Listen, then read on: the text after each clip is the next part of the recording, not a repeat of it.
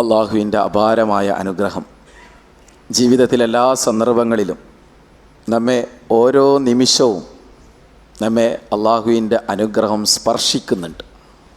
ആ അനുഗ്രഹത്തെ കൃത്യമായി ഓർമ്മിച്ചുകൊണ്ട് യഥാർത്ഥ വിശ്വാസികളായി ജീവിക്കാൻ നാം ഓരോരുത്തരും കടപ്പെട്ടിരിക്കുന്നു. നാം ഇന്ന് ജീവിക്കുന്നത് ഒരുപാട് സാഹചര്യങ്ങൾക്ക് നടുവിലാണ്. പ്രത്യേകിച്ച് കഴിഞ്ഞ 2 ദിവസം മുമ്പ് നവംബർ 26 ഓഫ് ദിസ് മന്ത്, 2 ദിവസം മുമ്പ് നമുക്കറിയാം കോൺസ്റ്റിറ്റ്യൂഷൻ ഡേ ആണ്, ഇന്ത്യൻ കോൺസ്റ്റിറ്റ്യൂഷൻ ഡേ.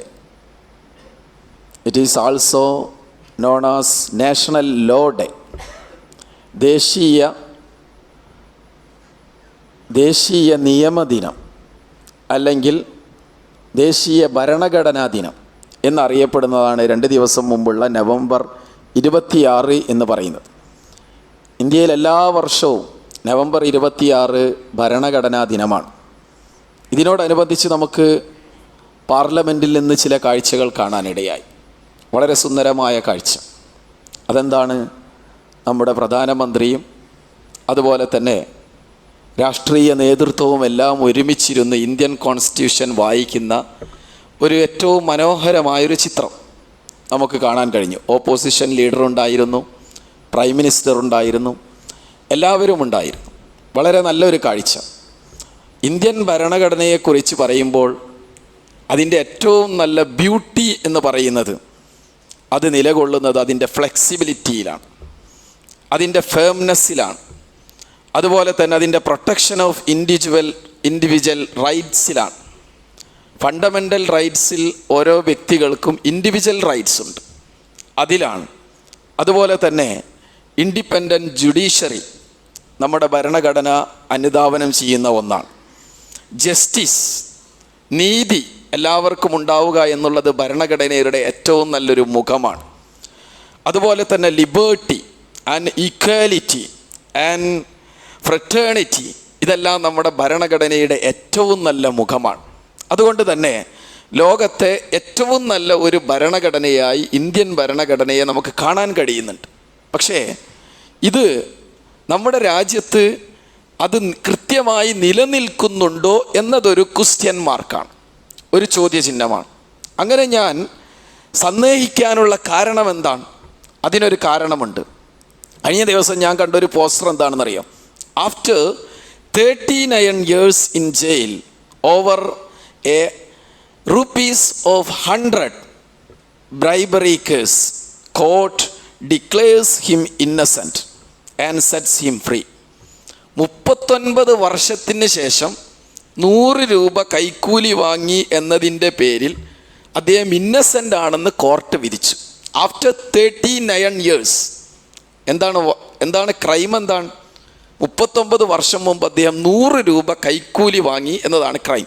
പക്ഷേ അദ്ദേഹം ഇന്നസെൻ്റ് ആണെന്ന് തെളിയിക്കാൻ എത്ര വർഷമെടുത്തു? 39 years. അപ്പോൾ നമ്മുടെ ഭരണഘടന അതല്ലെങ്കിൽ നമ്മുടെ കോൺസ്റ്റിറ്റ്യൂഷൻസ് ഇത് എത്രത്തോളം, അല്ലെങ്കിൽ ജുഡീഷ്യറി എത്രത്തോളം കാര്യക്ഷമമായി പ്രവർത്തിക്കുന്നുണ്ട് എന്നതിലേക്ക് ഒരു ചോദ്യചിഹ്നമാണ് ഇത് നമുക്ക് കാണാൻ കഴിയും. മറ്റൊരു incidence, another incident, a UP group rape survivor runs to DIG's car pleading for justice. Another incident, ഒരു പെൺകുട്ടി അല്ലെങ്കിൽ ഒരു ലേഡി UP DIGയുടെ കാറിനടുത്തേക്ക് ഓടിപ്പോവുകയാണ്. എന്താണ്? തന്നെ ഗ്രൂപ്പ് റേപ്പ് ചെയ്ത ആളുകളെ മൊത്തം പിടികൂടിയിട്ടില്ല സാർ, എനിക്ക് നീതി വേണം എന്ന് പറഞ്ഞുകൊണ്ട് ഒരു പെൺകുട്ടി DIGയുടെ കാറിനടുത്തേക്ക് ഓടിക്കൊണ്ടിരിക്കുന്ന ഒരു കാഴ്ചയും നമുക്ക് കാണാനുണ്ടായി. ഇതെല്ലാം അടുത്ത കാലത്ത് നമ്മൾ കാണുന്നതായ ചില രംഗങ്ങളാണ്. അപ്പം നമ്മൾ തിങ്ക് ചെയ്യണം, നമ്മൾ ആലോചിക്കേണ്ടതുണ്ട്. നമ്മുടെ കോൺസ്റ്റിറ്റ്യൂഷൻസ് അത് കൃത്യമായി അത് രാജ്യത്ത് നടപ്പിലാവുന്നുണ്ടോ, ജുഡീഷ്യറി കൃത്യമായി നടപ്പിലാവുന്നുണ്ടോ എന്ന് നമ്മൾ ആലോചിക്കേണ്ടതുണ്ട്. ഓരോരുത്തർക്കും ചെയ്യേണ്ട ചില ബാധ്യതകളുണ്ട്. ഇപ്പം നമ്മുടെ ഒരു പൂജാരി എന്ന് പറയുന്നത് അവർ നമ്മുടെ പാർലമെൻറ്റ് ഉദ്ഘാടനം ചെയ്യാനുള്ളതല്ല ഒരു പൂജാരി എന്ന് പറയുന്നത്. അതുപോലെ പ്രധാനമന്ത്രി എന്ന് പറയുന്നത് ഒരു ടെമ്പിൾ, ഒരു ക്ഷേത്രം ഉദ്ഘാടനം ചെയ്യേണ്ട ഒരു വ്യക്തിത്വമാണോ പ്രധാനമന്ത്രി എന്ന് പറയുന്നത്? ഇതിനെ പല രീതിയിലും വിമർശിക്കുകയും അതിനെ വിമർശിക്കാതിരിക്കുകയും ചെയ്യുന്ന ഒരു സാഹചര്യം നമ്മുടെ രാജ്യത്തുണ്ട് എന്ന് നാം മനസ്സിലാക്കേണ്ടതുണ്ട്. കുറച്ച് വർഷങ്ങൾക്ക് മുമ്പ് അയോധ്യ വേഡിക്റ്റ് ഉണ്ടായി.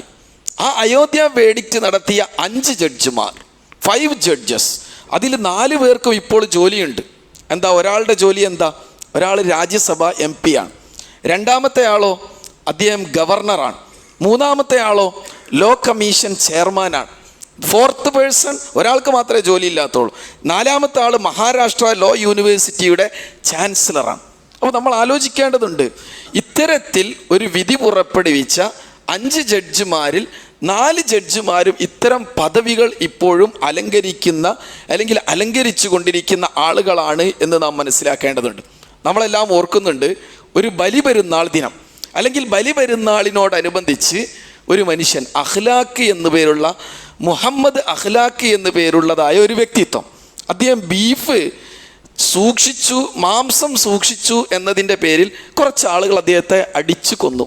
അദ്ദേഹം ആരാണെന്നറിയോ? അദ്ദേഹത്തിൻ്റെ മകൻ ആരാണെന്നറിയോ? ഇന്ത്യയുടെ ഒരു വ്യോമ സൈനികനാണ് അദ്ദേഹത്തിൻ്റെ മകൻ. എന്നിട്ട് പോലും ആ വ്യോമ സൈനികൻ്റെ പിതാവിന് അത്തരത്തിലൊരു അവസ്ഥയുണ്ടായി. ഇപ്പോഴേ 2015 നടന്ന ആ ഒരു കേസിലെ എല്ലാ പ്രതികളെയും വെറുതെ വിട്ടു. ഒരു മാസം മുമ്പ് എല്ലാ പ്രതികളെയും വെറുതെ വിട്ടു. ചിലർക്കെല്ലാം ഗവൺമെൻറ് ജോലിയും കിട്ടി എന്ന് നാം മനസ്സിലാക്കണം. ഇതും നമ്മുടെ രാജ്യത്തിൻ്റെ ഒരവസ്ഥയാണ്. നമ്മളൊരു നവംബർ 26 കടന്നു പോകുമ്പോൾ നമ്മൾ ചിന്തിക്കേണ്ട ചില കാര്യങ്ങളാണെന്ന് നമ്മൾ ഓരോരുത്തരും ആലോചിക്കേണ്ടതുണ്ട്. അതുപോലെ തന്നെ ജമ്മു ആൻഡ് കാശ്മീരിൽ നിന്ന് കഴിഞ്ഞ ദിവസം നമുക്കൊരു ന്യൂസ് കേൾക്കാനിടയായി. എന്താണ്?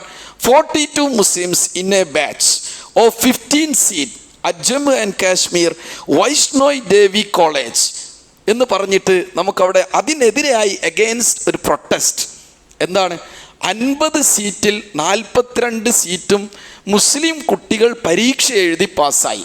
അവർ MBBSന് അർഹത നേടി. അവർ ആ സീറ്റിൽ ജോയിൻ ചെയ്തു. അതിനെതിരെ പ്രതിഷേധം. അത് പാടില്ല. നിയമപരമായി പരീക്ഷ എഴുതി സീറ്റ് കിട്ടിയ കുട്ടികൾക്ക് അത് പാടില്ല എന്നൊരു നിയമം അങ്ങനെയില്ലല്ലോ. അങ്ങനത്തെ ചില കാര്യങ്ങളെല്ലാം നമ്മുടെ രാജ്യത്ത് നടക്കുന്നുണ്ട് എന്നുള്ളത് ഒരു യാഥാർത്ഥ്യമാണ്. അത് നമ്മൾ മനസ്സിലാക്കേണ്ടത്. ഇനി അന്താരാഷ്ട്ര തലത്തിലാണെങ്കിലും ഒരു ഇസ്ലാമോഫോബിയ നിലനിൽക്കുന്നുണ്ട്. അതിനൊരു ഉദാഹരണം പറയാം. യഖൂലു അഹദു സുഅമാ ഉൽ യഹൂദ്, ഒരു ജൂത നേതാവ് പറഞ്ഞ ഒരു വചനമാണ്. നഹ്നു ലാ നഖ്ശ അൽ ഇഷ്തിറാക്കിയാത്ത്, സോഷ്യലിസം അതിന് ഞങ്ങൾ ഭയക്കുന്നില്ല. വല സൗരിയാത്ത്, വിപ്ലവങ്ങളെ ഞങ്ങൾ ഭയക്കുന്നില്ല. വല ഡെമോക്രസി അതിനെയും ഞങ്ങൾക്ക് ഭയമില്ല. നഹ്നു ഫഖത്ത് നഖ്ശ അൽ ഇസ്ലാം, ഇസ്ലാമിനെ ഞങ്ങൾക്ക് പേടിയുണ്ട് എന്ന് പറയുന്നതായ ഒരു ജൂത നേതാവ്, അദ്ദേഹത്തിൻ്റെ പ്രസ്താവന നാം കാണാനിടയായി. അപ്പം ഇവിടെ മനസ്സിലാക്കേണ്ടത് എല്ലാ വിഭാഗം ജനങ്ങളോടുമായി പറയാനുള്ളത് എന്താണ് ഇസ്ലാം? ഇസ്ലാം ഭയക്കേണ്ട ഒന്നാണോ? റിലീജിയൻ ഓഫ് പീസ്, അതാണ് ഇസ്ലാം എന്ന് പറയുന്നത്. ഇത് മനസ്സിലാക്കേണ്ടത്, അത് ഇസ്ലാം തെറ്റിദ്ധരിച്ച ആളുകൾ മനസ്സിലാക്കേണ്ടതാണ്. വലാ യജ്രിമന്നകും ശനഅനു ഖൗമിൻ അലാ അല്ലാ തഅദിലു ഇഅദിലു ഹുവ അഖ്റബു ലിത്തഖ്വ, സൂറത്തുൽ മാഇദ 8ാമത്തെ വചനം. നിങ്ങളോട് ഒരാൾ, ഏതെങ്കിലും ഒരു വിഭാഗം, അവരോട് നിങ്ങൾക്കൊരു വിദ്വേഷമുണ്ട് എന്നുള്ളത് കൊണ്ട് അവരോട് അനീതി ചെയ്യാൻ അത് കാരണമാകാതിരിക്കട്ടെ. വിദ്വേഷമുണ്ട് എന്നുള്ളത് ഒരാളോട് ഇൻജസ്റ്റിസ് ചെയ്യാൻ നിങ്ങൾക്ക് പ്രേരണയാകരുത് എന്ന് വിശുദ്ധ ഖുർആൻ വളരെ കൃത്യമായി കൊണ്ട് പഠിപ്പിക്കുന്നുണ്ട്. സൂറത്തുൽ മുംതഹിന അതിലെ ഒരു വചനം, ലാ യൻഹാകുമുല്ലാഹു അനില്ലദീന ലം യുഖാതിലുകും ഫിദ്ദീൻ വലം യുഖ്രിജുകും മിൻ ദിയാരികും അൻ തബറൂഹും വതുഖ്സിതു ഇലൈഹിം ഇന്നല്ലാഹ യുഹിബ്ബുൽ മുഖ്സിതീൻ. വിശ്വാസികളോടാണ് പറയുന്നത്. ഒരു വിഭാഗം ആളുകൾ അവർ അവിശ്വാസികളാണ്, may be Hindus or Christians or any other religious persons, ആരെങ്കിലും ആവട്ടെ, ഏതെങ്കിലും മതവിഭാഗത്തിലുള്ള ഒരു വിഭാഗത്തോട് നിങ്ങൾ നീതിബോധത്തോടു കൂടി പ്രവർത്തിക്കണം, ജസ്റ്റിസോടുകൂടി പ്രവർത്തിക്കണം. അനീതി കാണിക്കാൻ പാടില്ല.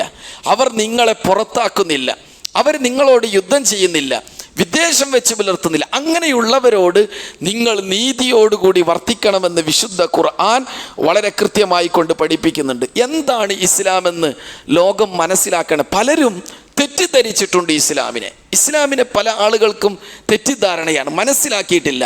റസൂലുള്ളാഹി സ്വല്ലല്ലാഹു അലൈഹി വസല്ലമയുടെ ജീവിതത്തിലുണ്ടായ ഒരു ചരിത്രം നമുക്ക് പഠിക്കാം. കാന ഉലാമുൻ യഹൂദി യഖ്ദിമുൻ നബിയ സ്വല്ലല്ലാഹു അലൈഹി വസല്ലം. ഒരിക്കൽ ഒരു ജൂതനായ ഒരു പയ്യൻ, ആ കുട്ടി റസൂലിന് സേവനം ചെയ്തുകൊണ്ടിരുന്ന ഒരു കുട്ടിയാണ്. ആ കുട്ടിക്ക് രോഗമായി. രോഗമായപ്പോൾ റസൂൽ ആ കുട്ടിയുടെ അടുത്ത് ചെന്നു. എന്നിട്ട് റസൂൽ ഫഖഅദ ഇൻദ റഅസി, ആ കുട്ടിയുടെ തലഭാഗത്തിരുന്നു. ഫഖാല ലാ ഫനളറ ഇലൈ അസ്ലിം ഫനളറ ഇല അബീഹി വഹുവ ഇൻദഹു ഫഖാല അതി അബൽ ഖാസിം. റസൂൽ ആ കുട്ടിയോട് പറഞ്ഞു, അസ്ലിം, മുസ്ലിമാവൂ എന്ന് പറഞ്ഞു. അപ്പോഴേ ആ കുട്ടിയുടെ പിതാവിൻ്റെ മുഖത്ത് നോക്കി. പിതാവ് പറഞ്ഞു, അതി അബൽ ഖാസിം, ആ റസൂലിന് വഴിപ്പെടുക. അബുൽ ഖാസിം എന്ന് പറഞ്ഞാൽ പ്രൊഫറ്റ് സല്ലല്ലാഹു അലൈഹി വസല്ലം, നബി സല്ലല്ലാഹു അലൈഹി വസല്ലമക്ക് വഴിപ്പെടുക. ഫഅസ്ലമ ഫഖറജ നബി സല്ലല്ലാഹു അലൈഹി വസല്ലം. റസൂൽ അവിടുന്ന് പുറത്തുപോയി. ഇങ്ങോട്ട് റസൂൽ പറഞ്ഞ ഒരു വാക്ക്, ഇത് ലോകം കേൾക്കേണ്ട വാക്കാണ്. റസൂൽ എന്താണെന്ന് അറിയ പറഞ്ഞത്? അൽഹംദുലില്ലാഹില്ലദീ അൻഖദഹു മിനന്നാർ. ഈ കുട്ടിയെ നരകത്തിൽ നിന്ന് രക്ഷിച്ച അള്ളാഹുവിനാണ് സർവസ്തുതി. അപ്പൊ ഇസ്ലാമിൻ്റെ ഏറ്റവും വലിയ അൾട്ടിമേറ്റ് എയിം അതെന്താ? അൾട്ടിമേറ്റ് എയിം അത് നരകത്തിൽ നിന്ന് മനുഷ്യനെ രക്ഷിക്കലാണ്. ഇതാണ് ഇസ്ലാമിൻ്റെ താല്പര്യം. There is no other aims for Islam. ഇസ്ലാമിന് ഈ ഒരൊറ്റ എയിമേ ഉള്ളൂ, മനുഷ്യരാശിയെ നരകത്തിൽ നിന്ന് രക്ഷിക്കുക, തിന്മയിൽ നിന്ന് രക്ഷിക്കുക. ഇത് ഇസ്ലാമിൻ്റെ ഒരു വിഷനാണ്. അത് മാത്രമാണ് റസൂലുള്ളാഹി സ്വല്ലല്ലാഹു അലൈഹി വസല്ലം പറഞ്ഞത്. ഇനി ലോകത്തെ മുഴുവൻ ഞെട്ടിച്ച പ്രവാചകർ സല്ലല്ലാഹു അലൈഹി വസല്ലമയുടെ ഒരു വചനമുണ്ട്. ലോകത്തെ മുഴുവൻ ഞെട്ടിച്ച ഒരു വചനം. അതെന്താണ്? മഖ്സൂമിയ വിഭാഗത്തിൽപ്പെട്ട ഒരു സ്ത്രീ, ഗോത്രത്തിൽപ്പെട്ട ഒരു സ്ത്രീ മോഷ്ടിക്കുകയുണ്ടായി. ആ സമയത്ത് അവർക്ക് പല ആളുകൾക്കും പേടി. VIP കുടുംബമാണ്. അവർക്ക് റസൂലിനെ അപ്രോച്ച് ചെയ്യാൻ പേടി. അവരിൽ നിന്ന് ആരാണ് റസൂലിനോട് സംസാരിക്കുക എന്നുള്ളതായ ചർച്ചകൾ നടന്നു. അപ്പോഴേ റസൂലിൻ്റെ റസൂലിൻ്റെ അടുത്ത ഒരാളുണ്ട്. അതാരാ? ഉസാമത്ത് ബിൻ സെയ്ദ്. അദ്ദേഹത്തോട് സംസാരിക്കാൻ പറഞ്ഞു. ഉസാമ റസൂലിനോട് ഇക്കാര്യം സംസാരിച്ചു. അപ്പം റസൂൽ ഉസാമയോട് ഒരൊറ്റ ചോദ്യം. എന്താണ് ചോദിച്ചതെന്ന് അറിയോ? അള്ളാഹുവിൻ്റെ റസൂൽ സല്ലല്ലാഹു അലൈഹി വസല്ലം പറഞ്ഞു, അതശ്ഫഉ ഫീ ഹദ്ദിൻ മിൻ ഹുദൂദില്ലാഹ്. അള്ളാഹുവിൻ്റെ ശിക്ഷയുടെ കാര്യത്തിൽ നീ റെക്കമെൻഡ് ചെയ്യാൻ വന്നതാണോ എന്ന് ഉസാമയോട് റസൂലുള്ളാഹി സ്വല്ലല്ലാഹു അലൈഹി വസല്ലം. ഇത് വല്ലാത്ത ലോകത്തെ ഞെട്ടിച്ച ഒരു ചോദ്യമാണ്. മാത്രമല്ല അള്ളാഹുവിൻ്റെ റസൂൽ സല്ലല്ലാഹു അലൈഹി വസല്ലം ആ ഹദീസിൻ്റെ അവസാനത്തിൽ പറഞ്ഞത് അതിനേക്കാളേറെ ലോകത്തെ പ്രകമ്പനം കൊള്ളിച്ച ഒരു വാചകമാണ്. അതിപ്രകാരമാണ്, ലൗ അന്ന ഫാത്തിമത ബിൻത മുഹമ്മദ് സരിഖത് ലഖതഅത് യദഹ. സ്വന്തം മകൾ ഫാത്തിമയാണ് കട്ടതെങ്കിൽ പോലും ആ ഫാത്തിമയുടെ കൈ മുറിക്കുമെന്ന് റസൂലുള്ളാഹി സ്വല്ലല്ലാഹു അലൈഹി വസല്ലം. This is a good message to all world. ലോകത്തിനാകമാനമുള്ള ഏറ്റവും നല്ലൊരു സന്ദേശം. ഈ സന്ദേശം ഇസ്ലാമിൻ്റെ ഒരു സന്ദേശമല്ലാതെ ലോകത്ത് നമുക്ക് ഇങ്ങനെ ഒരു സന്ദേശം കാണാൻ കഴിയുമോ? സ്വന്തം മകളുടെ കൈമുറിക്കും എന്ന് പറഞ്ഞ ഒരു പ്രവാചകൻ, അത് നമുക്ക് വേറെ അങ്ങനെ ചരിത്രത്തിൽ തന്നെ നമുക്ക് കാണാൻ കഴിയാത്തതായ ഒരു സന്ദേശമാണ്. അങ്ങനെയുള്ളൊരു ഇതാണ് ഇസ്ലാം എന്ന് പറയുന്നത്. Islam is a religion of a ഹ്യൂമാനിറ്റിയുടെ മതമാണ്. നമുക്ക് നോക്കാം എന്താണ് ഇസ്ലാമിൻ്റെ ഹ്യൂമാനിറ്റി എന്ന് പറയുന്നത്. അതിനുള്ള ഒരു ചരിത്രത്തിലെ ഒരു രേഖ എന്താണ്? അഥവാ റസൂലുള്ളാഹി സ്വല്ലല്ലാഹു അലൈഹി വസല്ലം ഒരിക്കൽ റസൂല് എന്താണ് ഖായിദീന ബിൽ ഖാദിസി ഫമറു അലൈഹിമാ ബിജനാസ. സഹാബികളൊക്കെ ഖാദിസിയയിൽ നിന്ന് മടങ്ങി വരവേ റസൂലിൻ്റെ കൂടെ ഇരിക്കുമ്പോൾ, റസൂലിൻ്റെ കൂടെ സഹാബികൾ ഇരിക്കുമ്പോൾ അതുവഴി ഒരു ജനാസ കടന്നുപോയി. ജനാസ മീൻസ് ഒരു മയ്യത്തിനെ കട്ടിലിൽ വെച്ച് കൊണ്ടുപോകുന്നു. ആ സമയത്ത് ഫഖാമ സഹ്ൽ ബിൻ ഹുനൈൻ വഖൈസ് ബിൻ സഅദ് ഫഖീല ലഹുമാ ഇന്നഹ ജനാസത്തു വാഹിദിൻ മിൻ അഹ്ലിൽ അർദ്. ആ സമയത്ത് പ്രവാചകർ സല്ലല്ലാഹു അലൈഹി വസല്ലം എഴുന്നേറ്റ് നിന്നു. അതുപോലെ തന്നെ അവിടെ ഉണ്ടായിരുന്ന സഹാബികളും എഴുന്നേറ്റ് നിന്നു. പക്ഷേ അങ്ങനെ എഴുന്നേറ്റ് നിന്നെങ്കിൽ കൂടി സഹാബികൾ ഒന്ന് രണ്ട് പേര് എഴുന്നേറ്റ് നിന്ന് മറ്റുള്ളവർ ചോദിച്ചു, റസൂലെ എന്തിനാണ് താങ്കൾ എഴുന്നേറ്റ് നിന്നതെന്ന് റസൂലിനോട് ചോദിച്ചു. അതൊരു നസ്രാനിയുടെ ഒരു ജഡമല്ലേ, അതല്ലെങ്കിൽ ഒരു ശരീരമല്ലേ എന്ന് റസൂലിനോട് ചോദിച്ചു. ഫഖാലൽ ഹബീബുൻ നബി അലൈസത്ത് നഫ്സ, അലൈസത്ത് നഫ്സ, അതൊരു മനുഷ്യനല്ലേ എന്നാണ് റസൂലുള്ളാഹി സ്വല്ലല്ലാഹു അലൈഹി വസല്ലം ചോദിച്ചത്. അപ്പം മനുഷ്യൻ, ഹ്യൂമാനിറ്റിയുടെ, മാനവികതയുടെ ഏറ്റവും വലിയ പ്രോജ്വലമായ ഒരു ഉദാത്തമായ ഒരു സന്ദേശം അതായിരുന്നു പ്രൊഫറ്റ് സല്ലല്ലാഹു അലൈഹി വസല്ലം ആ ലോകത്തിന് ആ സന്ദർഭത്തിൽ പറഞ്ഞു കൊടുത്തത്. ദളിതനും മനുഷ്യനാണ്, മുസ്ലിം മാത്രമല്ല മനുഷ്യൻ, ക്രിസ്ത്യാനി മനുഷ്യനാണ്, ദളിതൻ മനുഷ്യനാണ്, ജൂതൻ മനുഷ്യനാണ്, എല്ലാവരും മനുഷ്യനാണ്. അപ്പോൾ നമുക്ക് കാണാൻ കഴിയും ചില ഉത്തരേന്ത്യൻ നഗരങ്ങളിൽ അല്ലെങ്കിൽ ഉത്തരേന്ത്യൻ ഗ്രാമങ്ങളിൽ, വില്ലേജുകളിൽ ഒരിക്കലും ഒരു ചിത്രം കാണാനിടയായി, ഒരു വീഡിയോ കാണാനിടയായി. എന്താണെന്നറിയോ? ഒരു ദളിതൻ്റെ വിവാഹം. അദ്ദേഹം കുതിരപ്പുറത്ത് കയറി അദ്ദേഹത്തെ താഴെ വലിച്ചിട്ട് അടിച്ചു, ആക്രമിച്ചു. ഇത് നമ്മൾ കണ്ടതാ. ദളിതൻ എന്താ ഒരു മൃഗത്തിൻ്റെ മുകളിൽ കയറാൻ പാടില്ലേ? അതാണ് പറയുന്നത് ഖുർആനിൻ്റെ പ്രഖ്യാപനം. എല്ലാവർക്കും വേണ്ടിയാ, മുസ്ലിം എന്നല്ല വിളിച്ചത്. യാ അയ്യുഹന്നാസ് ഇന്നാ ഖലഖനാകും മിൻ ദക്കരിൻ വ ഉൻസ വജഅൽനാകും ശുഊബൻ വഖബാഇല ലിതആറഫു ഇന്ന അക്രമക്കും ഇൻദല്ലാഹി അത്ഖാക്കും. മനുഷ്യരെ, ദളിതൻ ഉൾപ്പെടും, ഹിന്ദുസ് ഉൾപ്പെടും, മുസ്ലിംസ് ഉൾപ്പെടും, Christians, Jews, everybody will come in this verse. ഈ ആയത്തിൻ്റെ ഉള്ളിൽ എല്ലാവരും വരും. അപ്പോൾ ദളിതനും എല്ലാവരും മനുഷ്യരാണ്. എല്ലാവരും ആണിൽ നിന്നും പെണ്ണുമാണ്, പെണ്ണിൽ നിന്നുമാണ്, ഒരു മനുഷ്യരിൽ നിന്നാണ്, ഒരു മാതാപിതാക്കളിൽ നിന്നാണ്. അങ്ങനെയുള്ള എല്ലാവരോടും ഖുർആനിൻ്റെ പ്രഖ്യാപനം, നിങ്ങളുടെ രക്ഷിതാവ് ഒന്നാണ്. Your Lord is one, your God is one.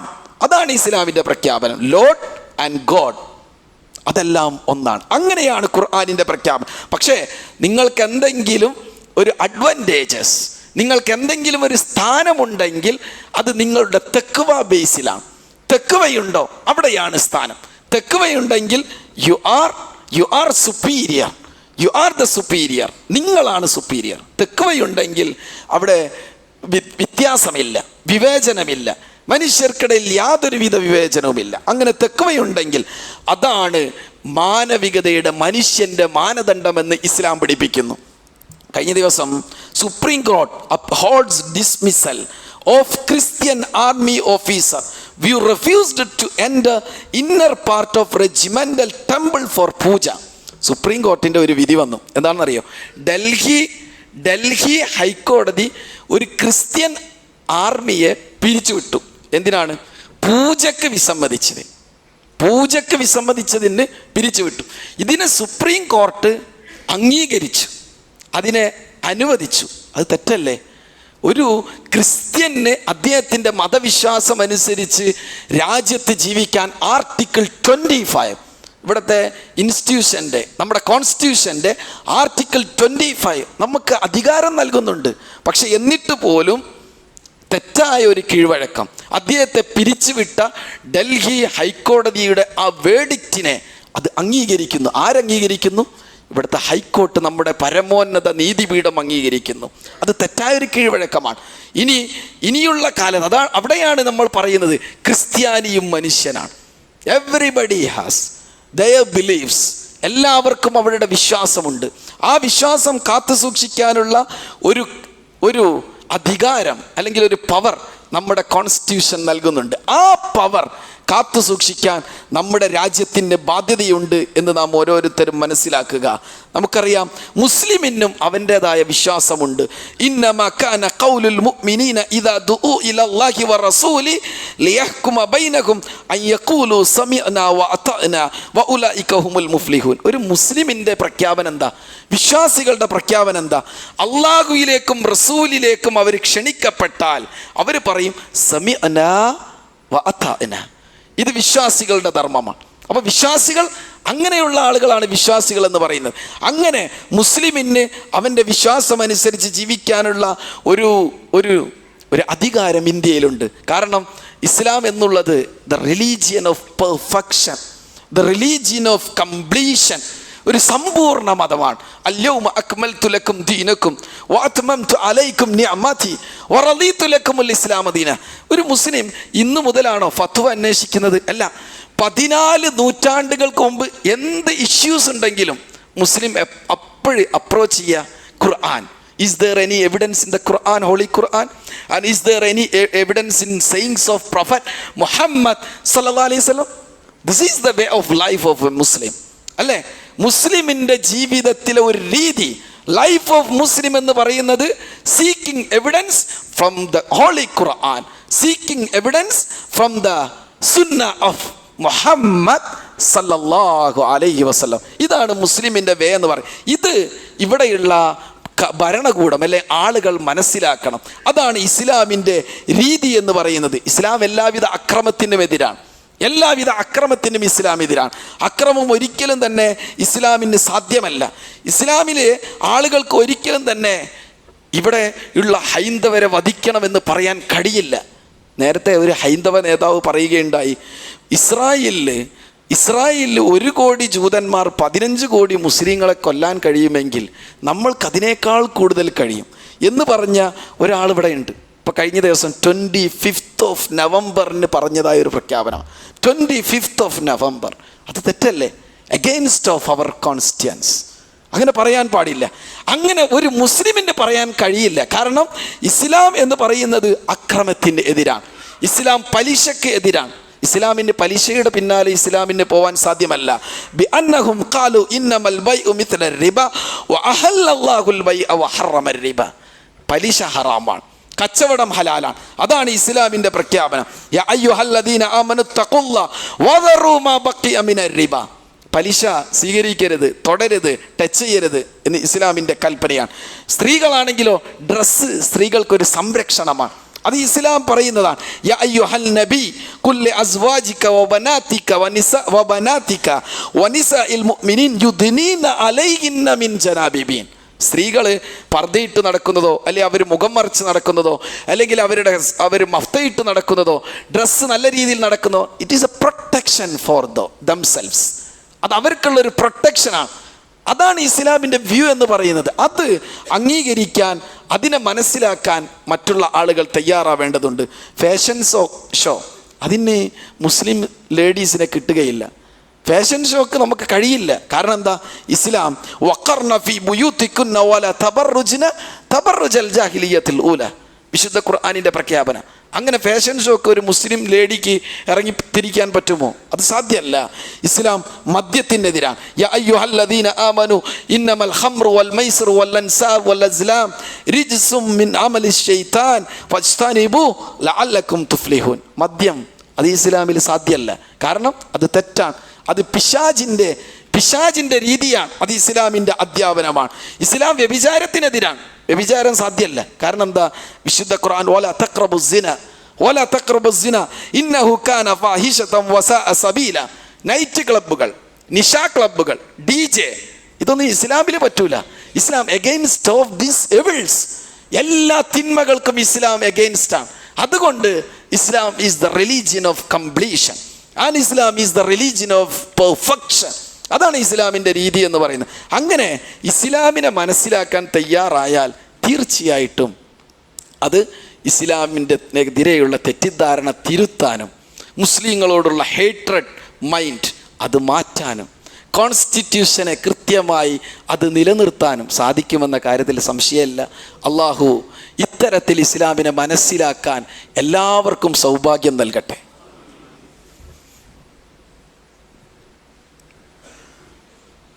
അൽഹംദുലില്ലാഹി റബ്ബിൽ ആലമീൻ. ഉസീക്കും ഇബാദല്ലാഹ് വസാനിയം ബി തഖ്വല്ലാഹ്. ഒരിക്കൽ കൂടി അള്ളാഹുവിൻ്റെ വിധിവിലക്കളനുസരിച്ച് ജീവിക്കണമെന്ന് ഉണർത്തുകയാണ്, വസിയ്യത്ത് ചെയ്യുകയാണ്. ഇസ്ലാം എന്തെന്ന് കൃത്യമായി പഠിക്കുക അത് ഓരോരുത്തരുടെയും ബാധ്യതയാണ്. കാരണം ഇസ്ലാം എന്നുള്ളത് അത് ഒരു വിഭാഗത്തിന് മാത്രമുള്ളതല്ല, എല്ലാ മാനവരാശിക്കുള്ള മതമാണ്. ചിലർ ഹലാൽ ഫുഡ്, എന്താണ് ഹലാൽ ഫുഡ് എന്നറിയാതെ അതിനെ എതിർക്കുന്നത് കാണാം. നോൺ ഹലാൽ ഫുഡ് ഒരു മുസ്ലിമിന് എതിരാണ്. മുസ്ലിമിന് അത് കഴിക്കാൻ സാധ്യമല്ല. പക്ഷേ ഇന്ത്യയിൽ ഇഷ്ടമുള്ള ആളുകൾക്ക് ഇഷ്ടമുള്ളത് കഴിക്കാം എന്നുള്ളതാണ് ഇന്ത്യൻ നിയമം എന്ന് പറയുന്നത്. യാ അയ്യുഹന്നാസ് കുലൂ മിമ്മാ ഫിൽ അർളി ഹലാലൻ ത്വയ്യിബ, ഖുർആനിൻ്റെ പ്രഖ്യാപനം. 14 നൂറ്റാണ്ടുകൾക്ക് മുമ്പ് മുസ്ലിങ്ങൾ സമീപിക്കുന്നത്, ആലോചിക്കുന്നത് ഖുർആനാണ് അവരുടെ എവിഡൻസ്. അപ്പോൾ ഖുർആനിൽ എന്താണോ അവരുടെ ഭക്ഷണം എങ്ങനെ കഴിക്കണം, എങ്ങനെ ഉറങ്ങണം, എങ്ങനെ നടക്കണം, എങ്ങനെ ഇരിക്കണം, എങ്ങനെയാണ് ജീവിക്കണം, എങ്ങനെ സമ്പാദിക്കണം, എങ്ങനെയാണ് മറ്റുള്ളവരുടെ അടുക്കൽ കോണ്ടാക്ട് ചെയ്യണം, ഇതിനൊക്കെ കൃത്യമായ ഒരു മാനദണ്ഡം മുസ്ലിങ്ങൾക്ക് നൽകുന്നുണ്ട് അവരുടെ മതവിശ്വാസം. ആ മതവിശ്വാസം എന്താണെന്ന് പഠിക്കാൻ ഓരോരുത്തരും തയ്യാറാവേണ്ടതുണ്ട്. കേരളത്തിലെ ഒരു എമിനൻറ്റ് ഫിലിം പ്രൊഡ്യൂസർ അദ്ദേഹം കഴിഞ്ഞ ദിവസം പറഞ്ഞ ഒരു പ്രസ്താവനയുണ്ട്. എന്താണെന്നറിയാം? ഇസ്ലാം അനുകമ്പയുടെ മതമാണ്. അദ്ദേഹം പറയാം, ഇസ്ലാം അനുകമ്പയുടെ മതമാണ്, അത് സത്യമാണ്. പക്ഷേ അത് മനസ്സിലാകണമെങ്കിൽ കുറഞ്ഞ പക്ഷം ഒരു തവണയെങ്കിലും at least we have to read one time in our life holy Quran. Holy Quran ഇസ്ലാം എന്തെന്ന് മനസ്സിലാക്കണമെങ്കിൽ അറ്റ്ലീസ്റ്റ് ഒരു പ്രാവശ്യമെങ്കിലും ജീവിതത്തിൽ നമ്മൾ ഹോളി ഖുർആൻ വായിക്കണം, എങ്കിലേ ഇസ്ലാം മനസ്സിലാക്കാൻ കഴിയുള്ളൂ. ഇതാരാണ് പറയുന്നത്? എ നോൺ മുസ്ലിം പറയുകയാണ്. പക്ഷേ ഇതുപോലും മുസ്ലിങ്ങളായ നമ്മൾക്കുണ്ടോ എന്ന് നമ്മൾ തിരിച്ചറിയണം. ആ ഒരു ചിന്ത നമുക്കുണ്ടോ എന്ന് തിരിച്ചറിയണം. ഇസ്ലാമിനെ വിമർശിക്കുന്ന കുറേ ആളുകളുണ്ട്. വിമർശിക്കുന്നത് ഇസ്ലാമിൻ്റെ പ്രശ്നമല്ല, വിമർശിക്കണം, ഇസ്ലാമിനെ വിമർശിച്ചോട്ടെ. പക്ഷേ ഇസ്ലാമിനെ വിമർശിക്കുന്ന സ്ഥലത്തെല്ലാം Islam fastly spreading. Islam is spreading fastly. എവിടെയൊക്കെ ഇസ്ലാമിനെ വിമർശിക്കുന്നുണ്ട് അവിടെയൊക്കെ ഇസ്ലാം പെട്ടെന്ന് തന്നെ വളരുന്നുണ്ട്. ഇപ്പം കേരളത്തിലെ ഒരു ആളുകളുടെ പേര് ഇവിടെ നിന്ന് പരാമർശിക്കേണ്ടതില്ല. അദ്ദേഹം പറഞ്ഞു, ക്രിസ്ത്യൻ മതത്തിൽ അയൽപക്കത്തുള്ള ആളുകളെ സ്നേഹിക്കണം, അവരെ നമ്മൾ കരുതണം എന്ന് ക്രിസ്ത്യാനിറ്റിയിലുണ്ട്. ഖുർആനിൽ അങ്ങനെ ഒരു വചനം പോലും ഇല്ല. നല്ല ഒരു വചനം ഖുർആനിലുണ്ടോ എന്ന് പറയാൻ ഒരാൾ. അപ്പോൾ അതിൻ്റെ അർത്ഥം എന്താ? ഖുർആൻ വായിച്ചിട്ടില്ല എന്നുള്ളതാണ്.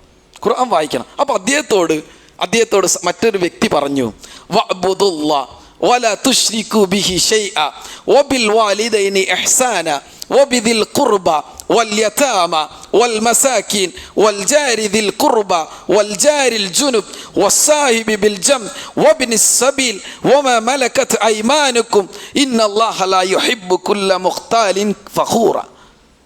ഈ ആയത്ത് പറഞ്ഞു കൊടുത്തു.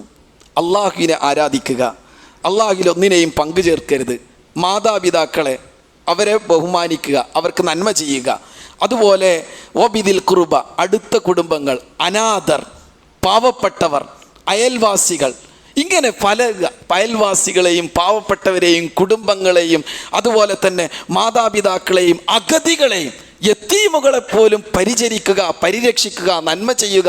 ഇത് ഖുർആനിൻ്റെ പ്രഖ്യാപനമാണ്. താങ്കൾ വായിച്ചിട്ടില്ലേ എന്ന് ചോദിച്ചപ്പോൾ അദ്ദേഹം പറഞ്ഞു, അതിൻ്റെ തുടക്കത്തിലെ വാക്കെന്താ? അള്ളാഹുവിനെ ആരാധിക്കുക എന്നല്ലേ? അതോടുകൂടി പോയി. അള്ളാഹുവിനെ ആരാധിക്കുക എന്ന് പറഞ്ഞാൽ അതോടുകൂടി പോയി എന്നാണ് പറഞ്ഞത്. അപ്പം പറഞ്ഞു, ആ ബൈബിളിലുള്ള വചനത്തിൻ്റെ തുടക്കത്തിലും നിങ്ങൾ ദൈവത്തെ ആരാധിക്കുക എന്നുണ്ടല്ലോ എന്ന് പറഞ്ഞപ്പോൾ അദ്ദേഹത്തിന് അവിടെ ഉത്തരം മുട്ടുന്നു. അവിടെയാണ് ഖുർആൻ പഠിക്കുന്നില്ല, ബൈബിൾ കൃത്യമായി പഠിക്കുന്നില്ല, വേദങ്ങൾ കൃത്യമായി പഠിക്കുന്നില്ല, മതങ്ങളെ പഠിക്കുന്നില്ല, കമ്പാരിസൺ സ്റ്റഡി നടക്കുന്നില്ല ബിറ്റ്വീൻ റിലീജിയസ്.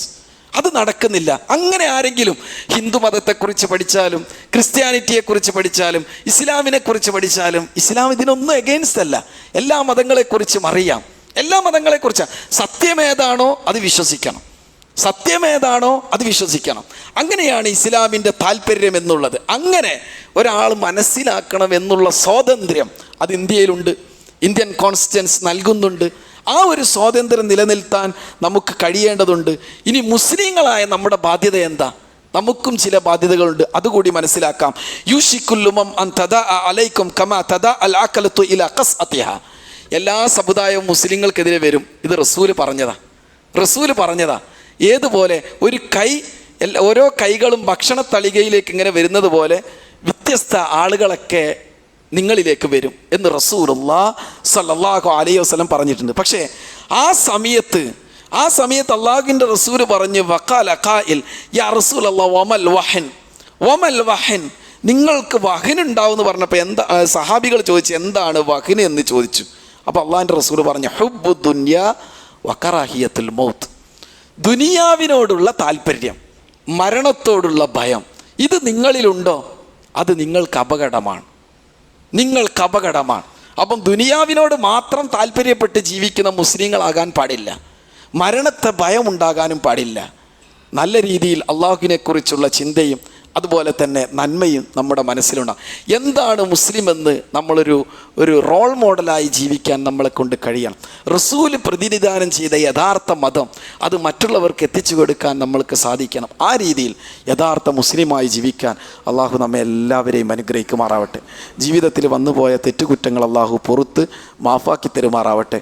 കൂടുതൽ നന്മകൾ ചെയ്യുന്നവരുടെ കൂട്ടത്തിൽ അള്ളാഹു നമ്മെ എല്ലാവരെയും ഉൾപ്പെടുത്തി അനുഗ്രഹിക്കുമാറാവട്ടെ. ഇസ്ലാമിനെ വിമർശിക്കുന്ന വിമർശകർക്ക് അള്ളാഹു ഹിദായത്ത് നൽകുമാറാവട്ടെ. اللهم اغفر للمؤمنين والمؤمنات والمسلمين والمسلمات الأحياء منهم والأموات إنك مجيب الدعوات فيا قاضي الحاجات. اللهم أجرنا من النار، اللهم أجرنا من النار، اللهم أجرنا من النار. اللهم اشف مرضانا، اللهم اشف مرضانا يا شافي الأمراض، اللهم اشف مرضانا يا شافي الأمراض. اللهم اغفر لمن ماتوا منا يا رب العالمين، اللهم اغفر لمن ماتوا منا يا رب العالمين، اللهم اغفر لمن ماتوا منا يا رب العالمين. ربنا آتنا في الدنيا حسنة وفي الآخرة حسنة وقنا عذاب النار. ربنا تقبل منا إنك أنت السميع العليم وتب علينا إنك أنت التواب الرحيم واغفر ذنوبنا يا غافر المذنبين برحمتك يا أرحم الراحمين.